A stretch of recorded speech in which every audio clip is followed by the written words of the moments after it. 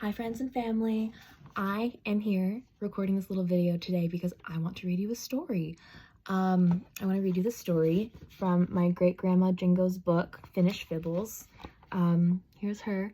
She was a wonderful woman that I unfortunately did not get to know very well, but she grew up in Toivola with immigrant parents and had 8 kids, and she was a very busy, wonderful woman. I hear all these lovely stories about her, and recently I decided to flip through one of her books, and something I want to preface with is all of the stories that she writes, all of the stories that she wrote were true. They were either stories that she was told by other people or experiences that she had in her own life, and I just think that it makes it all a little bit more fun. So I'm going to read you the story called The Spring Breakup Problem. Here's the artwork that went along with it. Very expressive, very cute. Okay, I'm gonna read you the story. It was spring breakup time at Vili Ranta's lumber camp in the late 1920s in the Otter Siding area. Logging was over for the winter, and a few jacks were left there to break up camp. A few horses had remained in the barn, including an old nag who had seen better days. He now lay sick and partially paralyzed in his stall. He'd been there getting progressively worse for 3 weeks. The boss was in a quandary. They were breaking camp. Something had to be done, and swiftly. There was no sense in letting him lie there and suffer. They certainly weren't going to leave camp with him lying there half dead in the barn.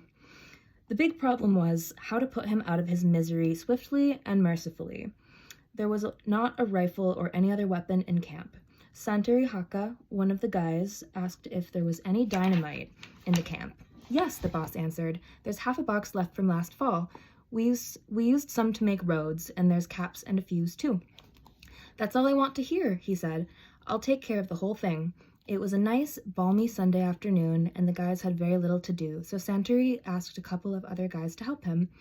We got to get this horse up on his feet and walk him into the woods some distance from camp. Otherwise, he'll stink to high heaven this summer, Santeri told them.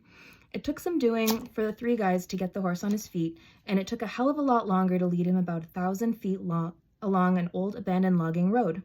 The poor thing could hardly put one hoof ahead of the other. This is far enough, Santeri said, and proceeded to tie him to a tree. Then hung some sticks of dynamite, complete with a fuse and caps, around the neck of the horse, and lit the fuse. The fuse started hissing and smoking. It scared the living hell out of the horse. He broke the rope and started bucking, and the guys got so rattled they hightailed it back to camp, the horse right behind them, galloping full speed like a scared deer. Santeri was about 100 feet ahead of the horse, but the other guys were way ahead of him. So they had left the barn doors open, and the other horses were still in there.